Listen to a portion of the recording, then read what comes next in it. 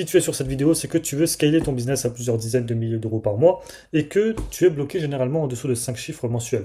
Et si c'est ton cas, alors écoute attentivement cette vidéo parce que je vais littéralement te révéler tout ce que je sais, toute ma structure que j'utilise personnellement pour pouvoir aider les personnes que j'accompagne et moi-même, c'est la structure que j'utilise aujourd'hui pour pouvoir scaler mon business à plusieurs dizaines de milliers d'euros par mois. D'ailleurs, je vous ai mis ici quelques petits screenshots, donc ça date de juin 2025 jusqu'à maintenant février 2026. On a par exemple ici Kim Lam qui a fait 23 000 sur décembre 2025, on a Gaëtan qui a 9K7, on a Karina ici à 28K, on a Redouane à 37 000, il va target les 50K récemment, on a Maxos qui vient de rejoindre qui a fait 8K dès le premier mois, on a Leica qui a fait 16 000 euros en 2 semaines avec son nouvel offre qu'on a mis en place ensemble. Bref, des exemples comme ça on en a plein. On a également un petit screenshot de mon dashboard dans lequel on a fait à peu près de 43 500 euros sur 90 derniers jours, donc ça date de novembre 2025 ce screenshot là, ok. Donc ici, je vais littéralement te révéler tout ce que tu dois savoir et tout ce qui t'empêche littéralement de scaler aujourd'hui ton activité. Ok. La plupart des personnes aujourd'hui, ils n'ont pas défini la structure de leur business. Ok, donc hop, je vais juste prendre ça comme ça. Ils n'ont pas suffisamment défini la structure de leur business. Pourquoi? Parce qu'ils ne savent même pas qui sont leurs cibles concrètement. Ok, vous devez définir votre cible. Ça, c'est la base de toute chose. Vous ne pouvez pas vendre à tout le monde. Quand tu vends à tout le monde, tu vends à personne. Ok, vous devez définir une offre qui est claire, nette et précise dans laquelle vous pouvez apporter des réels résultats à vos clients. Vous devez définir vos réseaux.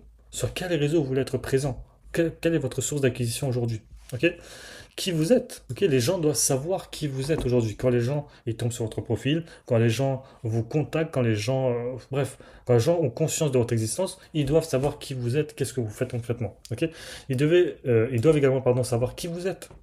Ok, pourquoi vous le faites. Ok, pourquoi vous le faites, c'est extrêmement important parce qu'aujourd'hui on est en 2026, on est sur un marché de confiance, on est sur un marché d'éthique, donc c'est extrêmement important aujourd'hui de définir le pourquoi. Pourquoi tu fais ça, même plus tard quand tu vas déléguer, quand tu vas engager des closers, des setters, etc. Il faut un pourquoi qui est suffisamment puissant pour qu'en fait ils soient engagés également dans ton activité. Ok, parce qu'il n'y a rien de pire aujourd'hui pour un setter, un closer que de faire quelque chose pour quelqu'un qui n'a pas un pourquoi qui est profond. Ok, vous devez également donner une direction profonde à votre activité, à votre business. Qu'est-ce que vous voulez faire plus tard? Quelle est la direction? Par exemple, dans 3 ans, moi j'aimerais être la plus grosse agence de scaling aujourd'hui sur Instagram, LinkedIn, peu importe. C'est un exemple parmi tant d'autres. Ok, donc ça, c'est vraiment la base de toute chose. Ok, vous devez absolument définir la structure de votre business. Ok, je vois encore trop de personnes essayer de scaler en naviguant un petit peu dans le vide. Ok, et du coup ça vous tue littéralement. Ok. Ensuite, pour l'organique. Aujourd'hui, nous, on fonctionne énormément avec l'organique. On va parler un petit peu de l'ADS un petit peu plus tard dans la vidéo, mais vraiment, notre source d'acquisition aujourd'hui principale, c'est l'organique. Okay, aujourd'hui, on fait des mois à 50 000 euros, mais c'est uniquement grâce à l'organique. On ne met pas 1 euro en publicité pour l'instant. Okay, on en a déjà mis, mais c'est pas vraiment ça la source d'acquisition principale. Okay, donc pour ça, moi, par exemple, je passe par LinkedIn, Instagram, YouTube et WhatsApp pour la proximité. LinkedIn, Instagram, c'est vraiment pour faire le mass market, entre guillemets. YouTube, c'est vraiment mon outil de conversion, entre guillemets, mon outil de persuasion. Et WhatsApp, c'est mon outil de proximité. À chaque fois qu'une personne va booker un call avec moi, à chaque fois qu'une personne va rentrer en contact avec moi, veut rejoindre mon accompagnement, quoi que ce soit, eh bien, je vais lui citer directement sur WhatsApp. Ok, WhatsApp pour créer de la relation, de la proximité, de la confiance. Ok, une fois que ça c'est fait, une fois que vous avez défini vos canaux organiques, eh bien vous devez absolument bien travailler votre biographie. Je vois encore trop de personnes aujourd'hui essayer de créer des pages Instagram, etc. avec une bio qui ne définit pas leur cible, qui ne montre pas qui ils sont. Littéralement, votre biographie sur votre page Instagram, par exemple, ou LinkedIn, eh bien, ça doit reprendre littéralement tous ces points-là. Ok, vous devez comprendre la cible, l'offre, les réseaux, enfin les réseaux, bon, pas forcément, mais vu qu'ils sont déjà sur un réseau, qui ils sont, ok, qui vous êtes, pourquoi vous le faites et votre direction. Alors le pourquoi et la direction, c'est pas forcément le cas, mais le qui vous êtes, l'offre et la cible. Ça, c'est vraiment la base de la base. C'est vraiment extrêmement important aujourd'hui dans votre biographie de définir tout ça. Il faut que ce soit clair, net et précis. Une biographie généraliste, eh bien, ça ne vend pas. Ok, les gens ne savent pas que tu t'adresses à eux. Okay, c'est extrêmement important. La biographie, c'est peut-être même le 20-80 de toute chose. Lorsqu'une personne tombe sur votre page, votre profil Instagram, LinkedIn, YouTube, eh bien, il a très peu de temps à vous accorder. Il ne va pas lire votre truc parce que, oh, tiens, moi, je suis une bonne personne, je vais lire le truc. Non, pas du tout. La personne, elle a peut-être 2-3 secondes d'attention à vous accorder. Alors, vous devez maximiser, optimiser ces 2-3 secondes-là à votre avantage. Okay, donc, la biographie doit être bien travaillée, okay, avec un bon copywriting. extrêmement important. Je vais être extrêmement chiant là-dessus. En fait, je vois trop de personnes aujourd'hui, même des personnes que j'ai accompagnées, et moi-même je faisais cette erreur au début, c'était que je vois trop de personnes, ok, ne pas être au courant suffisamment de leurs concurrents. Qui sont votre concurrent? Ok, par exemple, les coachs sportifs, ok, eh bien, votre concurrent, c'est pas les coachs sportifs. Non, c'est les personnes qui sont dans la même niche que vous, ok, qui ont les mêmes cibles que vous, qui ont presque la même offre que vous et les mêmes résultats attendus que vous. Ok, c'est ça votre concurrence. Vous devez définir votre concurrent. Ok, ça c'est extrêmement important pour pouvoir vous inspirer d'eux directement. Vous ne pouvez pas réitérer la roue. On est sur un marché de vitesse. Ok, on est sur un marché où faire 10K en 3 jours, c'est très facilement faisable.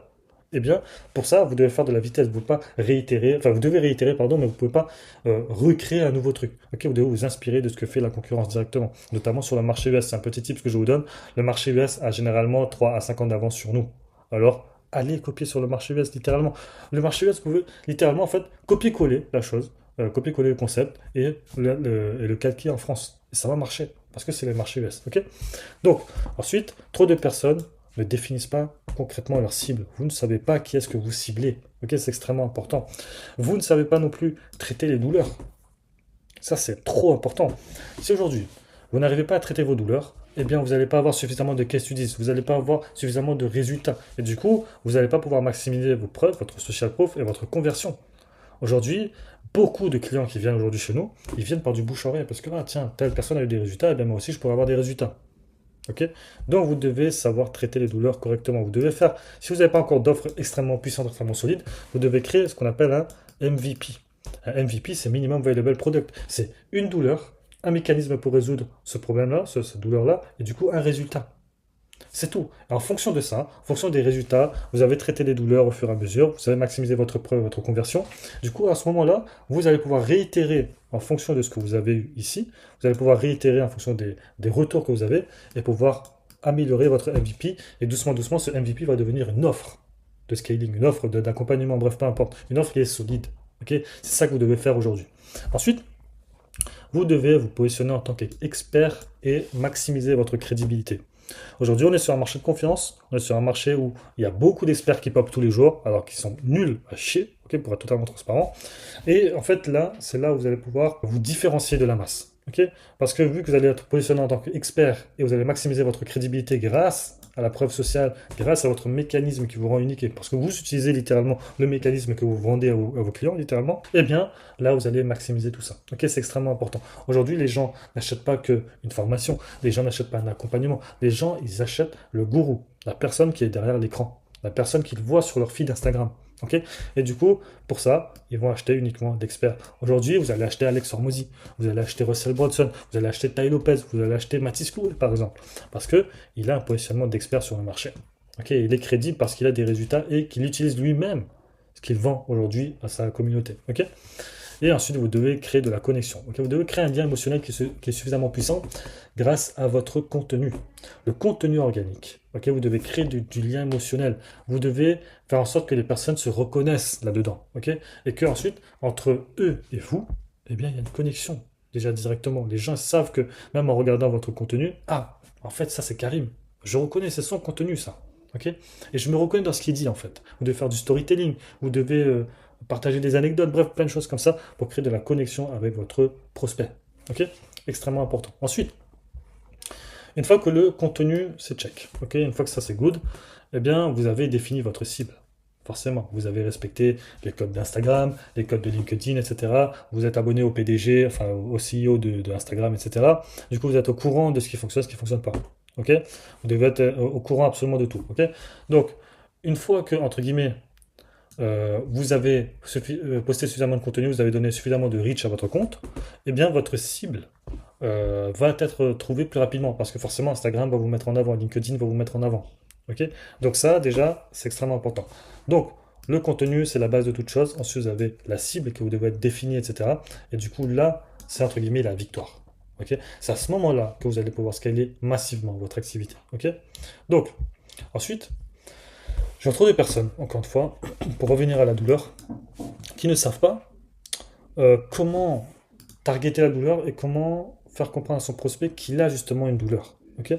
Du coup, pour ce point-là, ok, eh bien, vous devez créer des value assets. Je ne vais pas dire ce mot parce que c'est devenu un petit peu mainstream, mais vous devez utiliser des value assets. Ok, value assets, ça peut être des guides ou ça peut être une vidéo YouTube, comme ce que vous êtes en train de regarder par exemple à ce moment-là. Ok, donc un guide ou une vidéo YouTube. Ok, et ensuite, une fois que vous avez créé des value assets, donc un value assets par douleur, donc un VA, une douleur, ok, eh bien, vous allez donner tout ça à votre setter.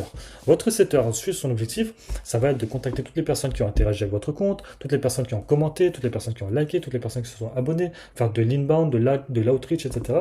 Et à ce moment-là, eh bien, il va définir, donc, bien sûr, là, je ne rentre pas forcément en détail, hein, mais il y a beaucoup d'autres choses, il y a beaucoup d'autres étapes forcément avant, mais globalement, il doit définir si la personne est vraiment qualifiée, est-ce qu'elle a une douleur qu'on a la capacité de pouvoir résoudre, est-ce que cette personne est ouverte à la discussion, et est-ce qu'on pourra lui envoyer éventuellement un guide ou une vidéo YouTube pour résoudre sa douleur.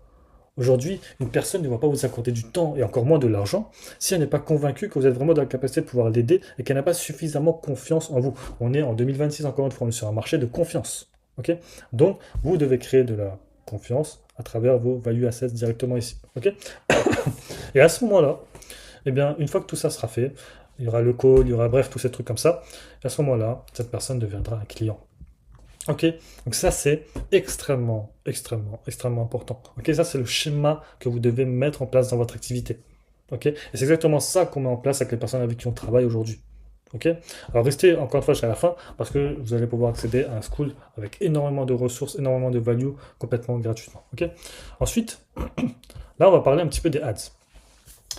Pour moi, la ads, en fait, il y a deux écoles. Il y a les personnes qui disent faites complètement de la ads directement, c'est le meilleur levier, etc. Je suis d'accord. C'est un très très bon levier parce que littéralement, tout à l'heure j'ai fait une vidéo sur School, parce qu'en fait, les ads, vous allez payer beaucoup en euros, ok, et très peu en temps, ok.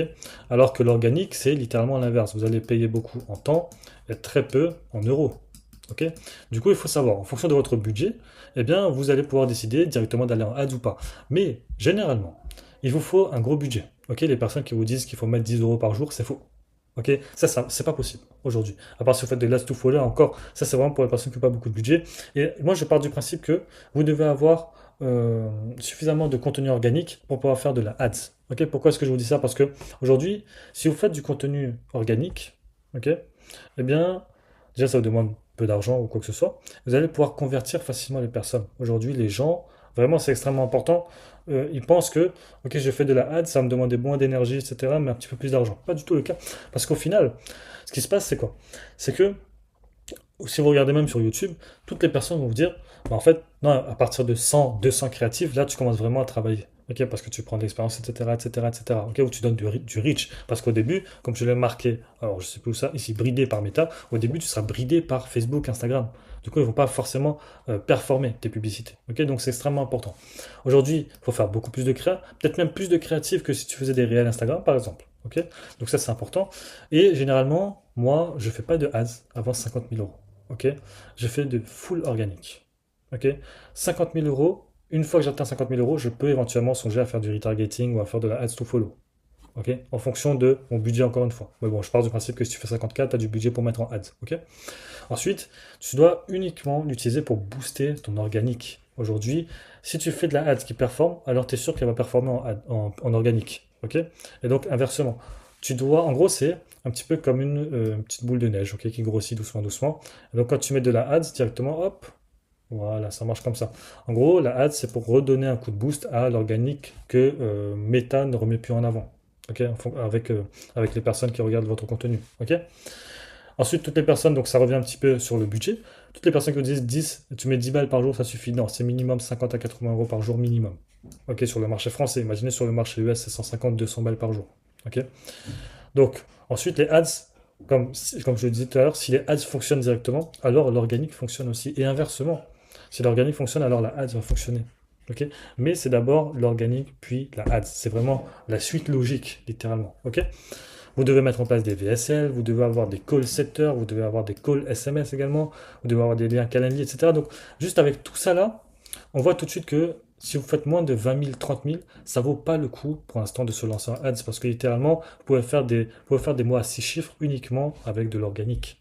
Ok. Aujourd'hui, tout l'argent que nous on fait aujourd'hui avec notre activité, toutes les personnes qu'on accompagne aujourd'hui, c'est uniquement en organique qui font des énormes mois, ils font des performances de malades uniquement avec de l'organique. Ok.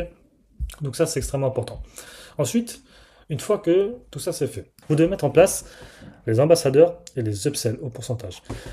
Les ambassadeurs, c'est quoi? Littéralement, ce sont des personnes qui ont déjà eu des résultats avec votre accompagnement. Ok. Donc dans les deux cas, hein, c'est des personnes qui ont déjà eu des résultats avec votre accompagnement. Et donc dans le cas de l'ambassadeur, eh bien, lui, il va vous rapporter des clients au pourcentage. Ok. C'est-à-dire que, admettons, vous avez une offre à 5K. Ok. Eh bien, cet ambassadeur-là, à chaque fois qu'il vous rapporte un contenu, c'est-à-dire qu'il fait le contenu à votre place, il font des stories, ils font des réels, etc. à votre place, eh bien, à chaque fois qu'il vous ramène un client, eh bien, vous lui filez, par exemple, 10 à 30% de com. C'est-à-dire que, admettons, vous lui filez par exemple 10%, eh bien, il vous ramène un client à 5K, eh bien, vous lui filez 500 balles. Lui, ça lui fait 500 balles dans sa poche.